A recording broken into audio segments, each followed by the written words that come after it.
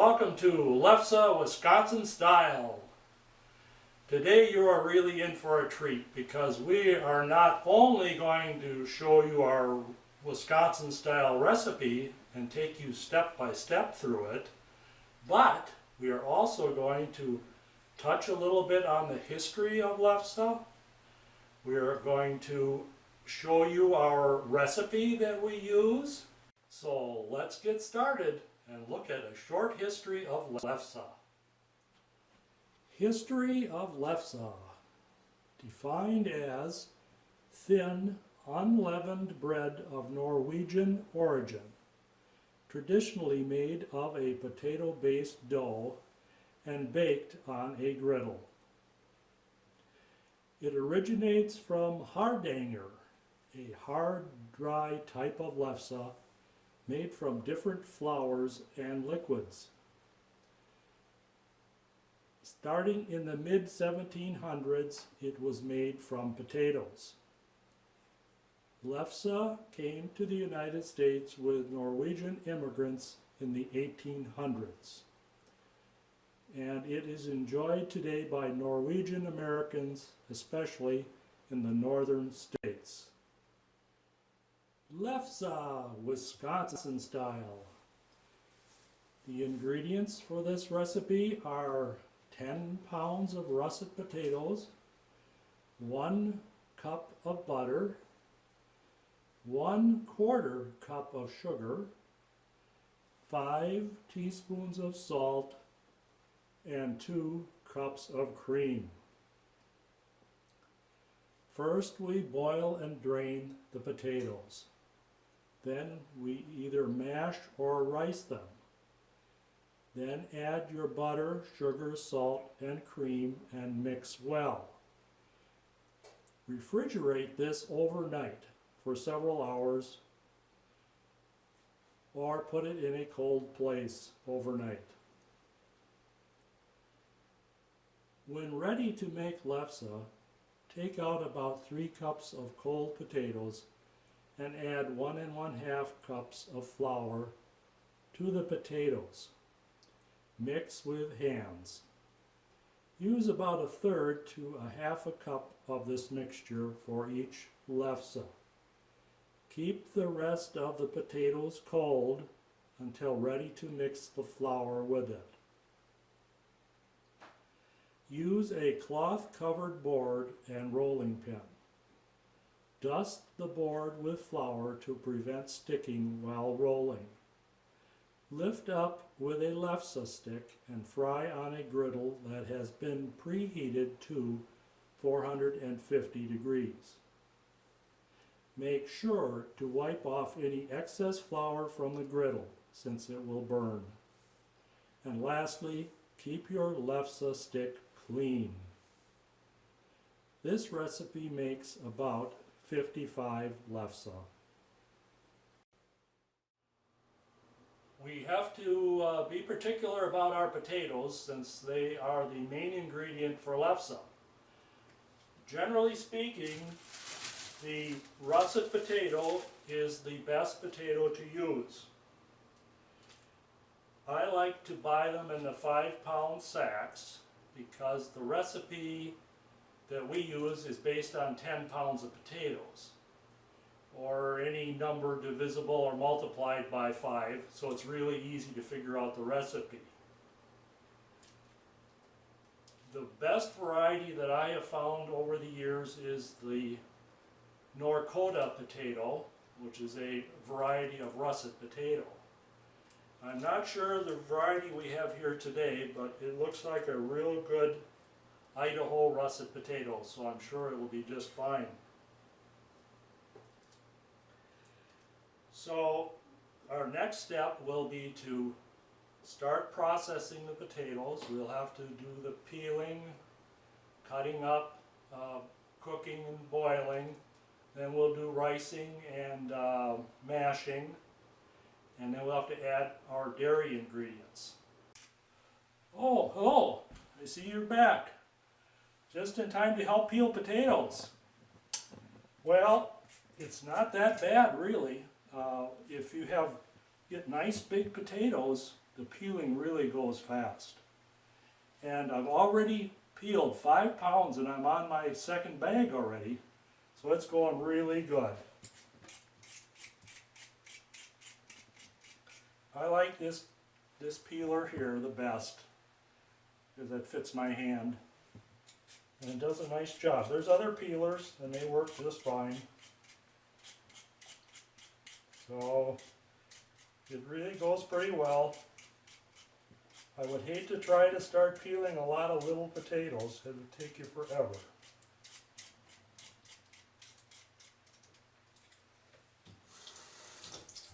While you're peeling your potatoes, and you can see here we've got these done already, I usually like to start my water boiling because we're going to have to end up cooking our potatoes in the boiling water. In fact, I've got one kettle or roasting pan here that's ready to go. It's already started boiling, but we're not quite ready to put the potatoes in. I've got this one starting right now, so by the time I get done peeling all the 15 pounds, I'm sure this will be ready to go and we can just cut them up and put them into the water.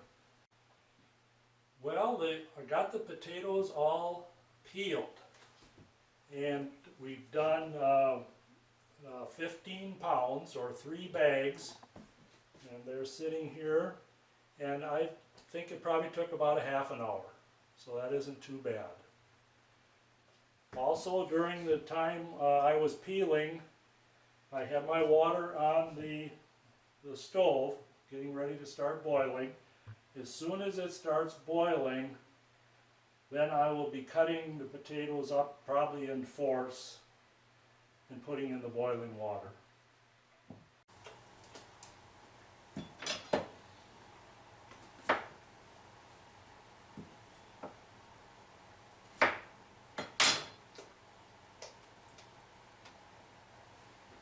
As you can see, I'm at the cutting stage now. We have to take our large-sized tubers and cut them into something a little more manageable, and so what I usually do is cut them into fourths and then add to the boiling water. Now my roasters are, this one's boiling right now and this one's just about ready to, so I'm going to start adding potatoes to my water so that we can do the cooking.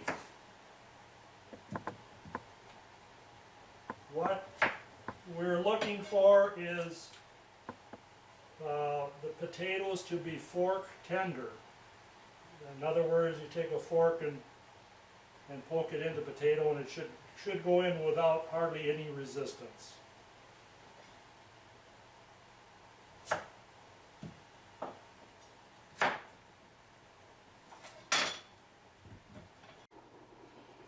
The next piece of equipment that we'll be using in Lefse making is a rolling pin. Now you'll notice this one has grooves in it and handles on the end. I really like the newer rolling pins that the handle turns. They are a lot easier to work with. If you're doing a lot of Lefses, you'll notice the difference. This one, however, is attached firmly to the rolling pin. So what's actually rubbing is the handle and your fingers. Okay, the next thing you have to have is a cloth to put over the rolling pin. And that's pretty simple. This fits over one end.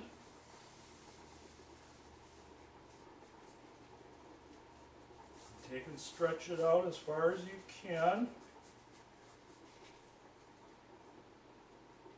And that's the part of the final process on the rolling pin.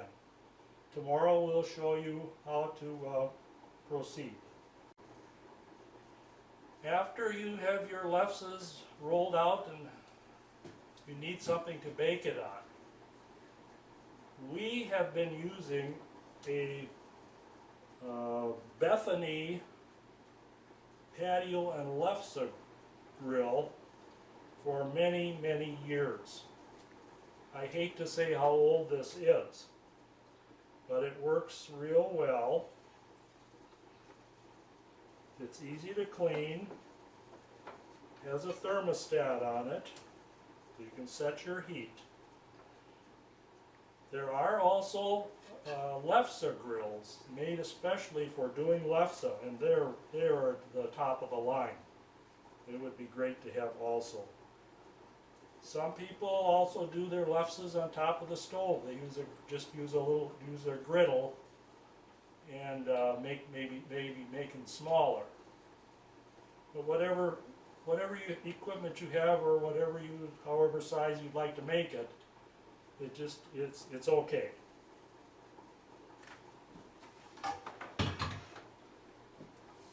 In order to turn our Lefses, we have to have a Lefse stick. Now, we have got one here, I believe it's almost a homemade one, which we used for a long time. Then we got another one, looks like almost an official Lefse stick, which is kind of a little narrower. And another one, which is nice and thin, but a little bit wider. You use this to get under the Lefse, to lift it off the rolling board and put it on the grill. But something you have to watch is that sometimes there's a buildup of flour and dough on your Lefse stick. So what we use is periodically during the cooking process, we take a little fine sandpaper and just rub over the edge and the end of the stick.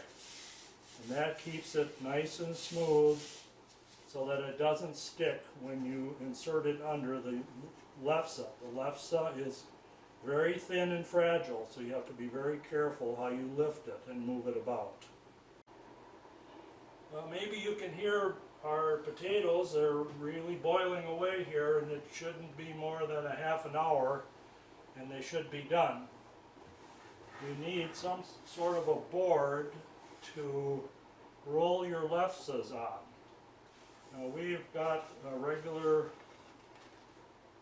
wooden cutting board, and then what we do is take a heavy cloth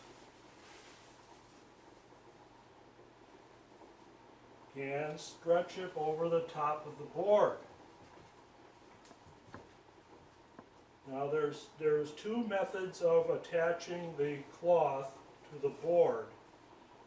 One that we used to use was thumbtacks. Well, it works, but we found an easier way, and that is a heavy duty stapler. So all you have to do is start on a corner of your board,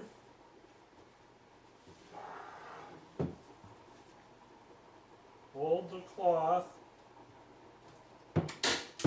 and insert a staple. And you keep doing that along the length of your board.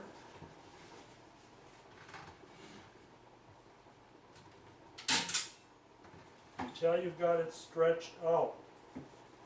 Then you can just continue going around, stretching the cloth as you go and stapling.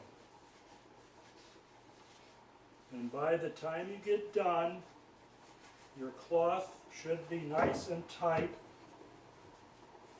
in all directions.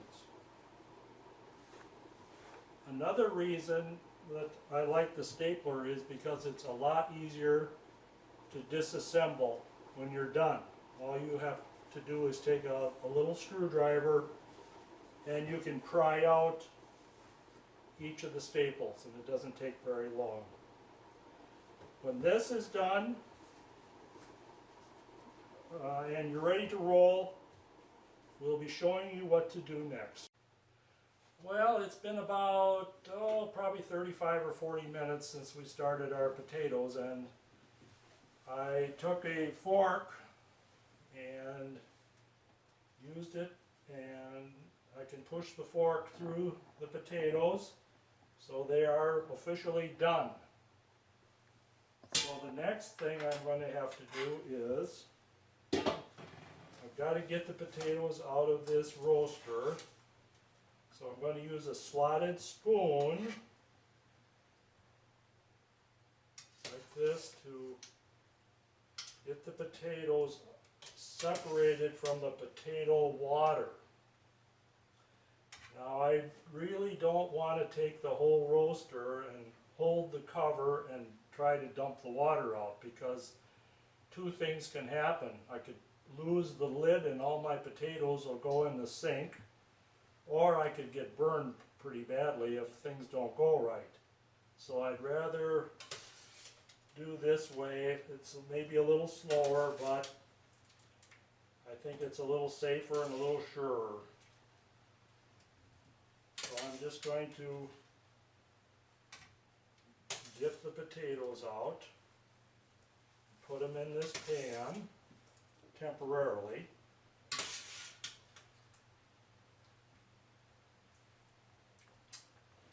Just about done. And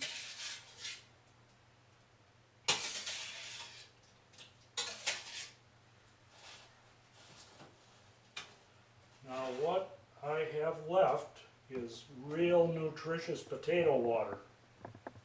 So we don't want to throw this out. We'll save this.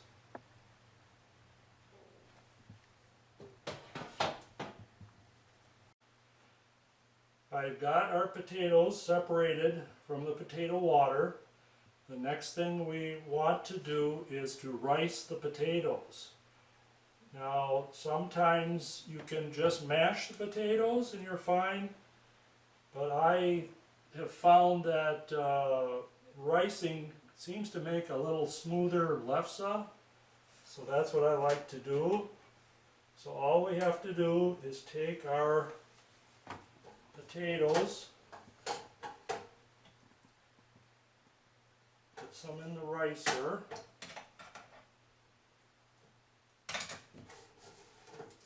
and can't put too many in because it'll come out the top, but just put in a few, and you see how nice the potatoes come out when you rice. I think ricing probably breaks down the potato cells a little bit better than just mashing.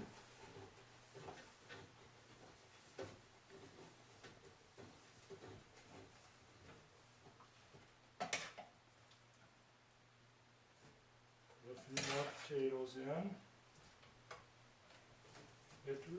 It doesn't take too long. It's just it is a little extra work.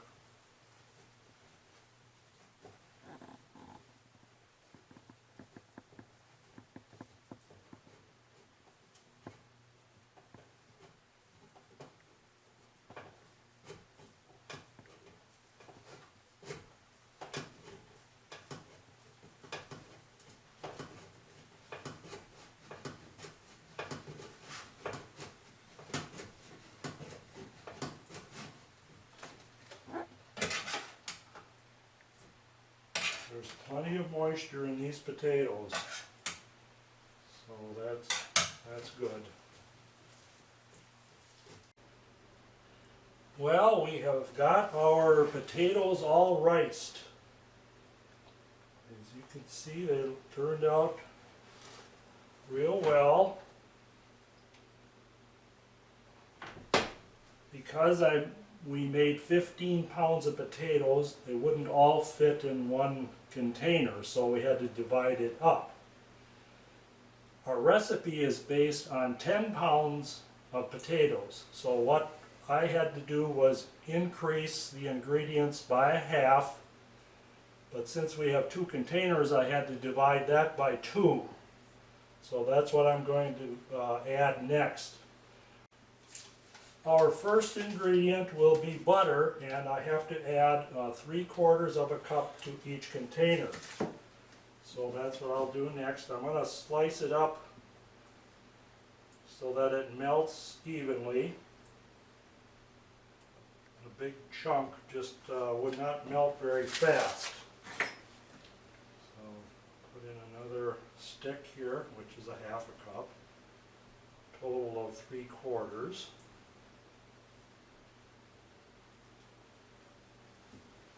I'll do that for each container.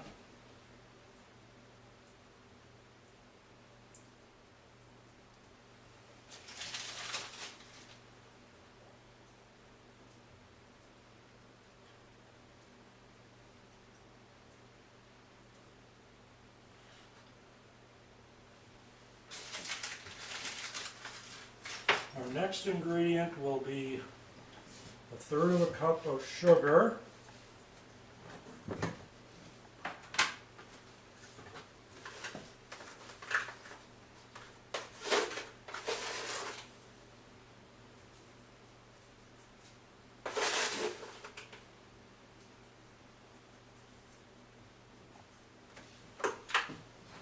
Our next ingredient will be 3½ teaspoons of salt.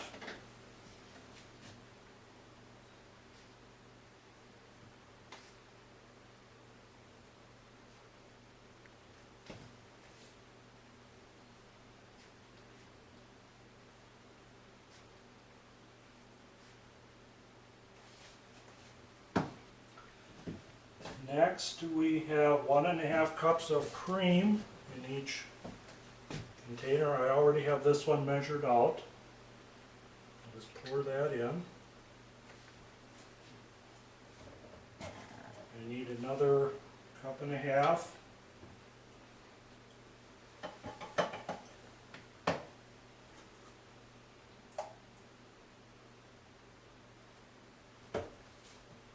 I'll add that to the other one.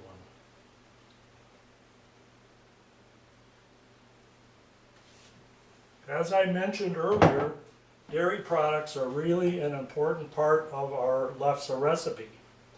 They're very nutritious and full of energy and really make the product smooth. We have all of our ingredients into our containers. So the next thing I like to use is just a regular rotary beater to mix them thoroughly.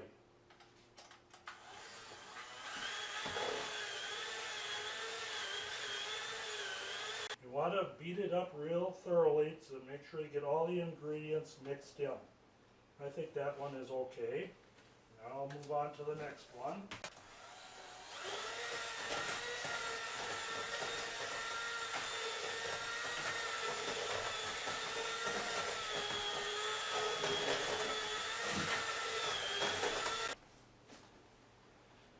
As you can see, all of the butter has been melted. We have a nice, creamy, uniform product here, ready to make excellent lefse. The last step today will be to cool our mixture down. It's very important that this be very cold by the time you're ready to do the rolling. So what we like to do is to take our containers and put them in our garage, our unheated garage, and they cool down real nice overnight. You can also use a refrigerator. That works just fine too. So we'll be putting these out to cool, and tomorrow we'll start rolling. After sitting all night in our unheated garage, we have our potato mixture ready to mix with flour to roll into our lefses. Okay, so according to our recipe, we need 3 cups of our potato mixture.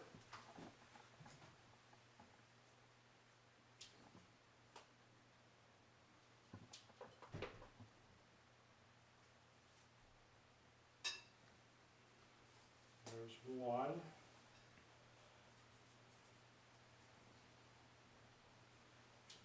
And there's two.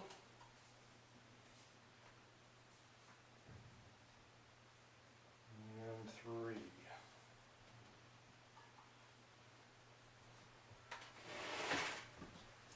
To that we add a cup and a half of flour. It's a 2-to-1 ratio.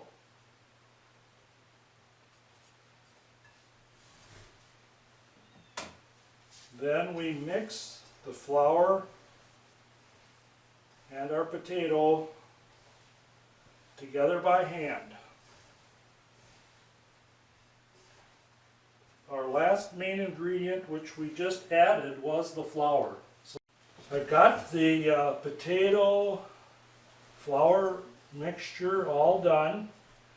Now we have to determine how big we want our lefses. Now we could either use 1/3 of a cup or a 1/2 a cup. It just depends how big you want to make your lefses. So I think we'll just start out with 1/3 of a cup first and see how it goes. We can always adjust later. The first thing we have to do is the best thing is to roll it into a ball and then flatten it out a little bit, kind of like a hamburger. I think that's going to be pretty nice size. That's 1/3 of a cup. Maybe I'll just do a half a cup too, and we'll just compare the two. And I'll bake one of each, and then we'll see the difference. Should be a difference in size. So I'll get this one. Our grill is warming up in the background. I have it set at 450 degrees.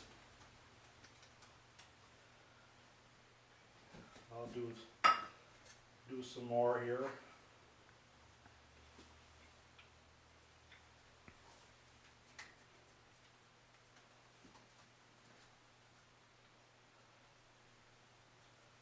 The nicer you make your patty, the more even it is, the easier it is to roll it.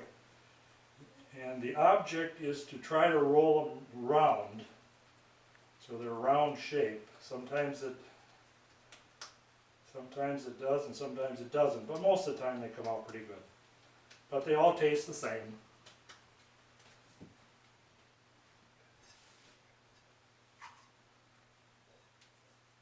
We'll do one more, and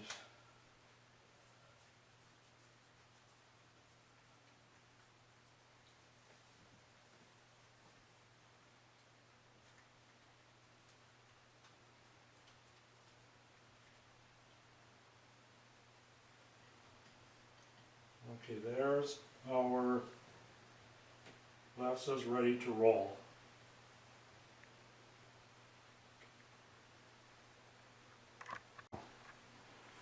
While our grill is warming up, I have to get our rolling pin and our rolling board ready to go. Remember yesterday I talked about using a staple gun, and that's what I did. Put staples all the way around and pulled it tight. Next thing we have to do is put a little flour on it, and it absorbs some of the moisture that comes off of the lefse dough. Just kind of get a little into it. Otherwise it can stick. It's been known to stick. Now we're going to put a little bit on the rolling pin.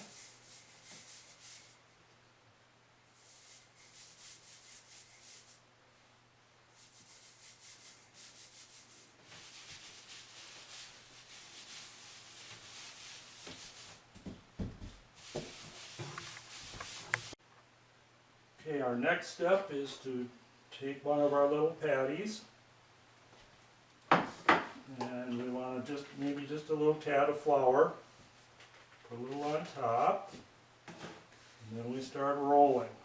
We like to roll from the center to the edge and try to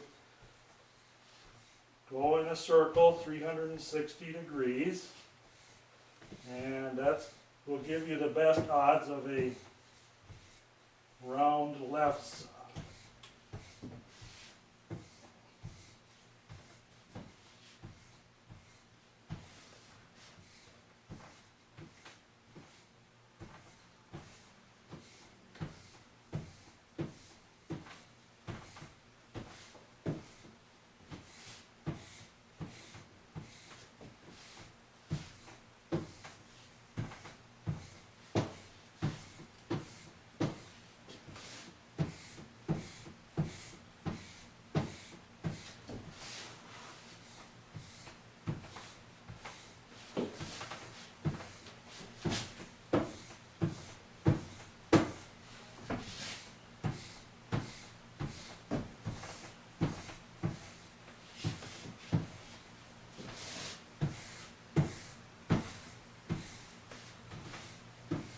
Okay, this was a third of a cup, and this is what our size is. It's not too bad. Now we put our slide our lefse stick underneath the lefse. Our griddle is set to go at 450 degrees, so we just lay it on the grill.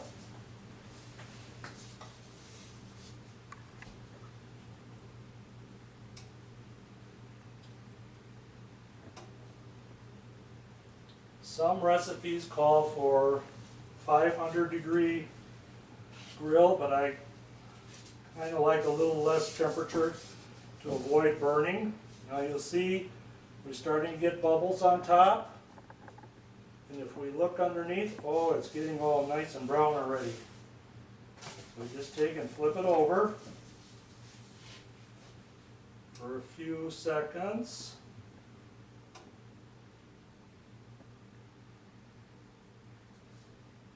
It starts to bubble up again a little bit, and we should be just about done. And we're done. It really smells good. Take your lefse off the grill, then we take and put it on a cloth to cool. Cover it up. Otherwise it'll dry out. It's really important to let your lefses cool completely, because if you put them in a plastic bag and they're still a little bit warm, moisture will condense and you'll get ice crystals inside your bag. But if you let it cool off, just as cool as you can get it at room temperature, you should be okay. Well, I really hope you enjoyed our little lefse story that we presented to you today. And here's hoping that all your lefse days are happy days. Goodbye.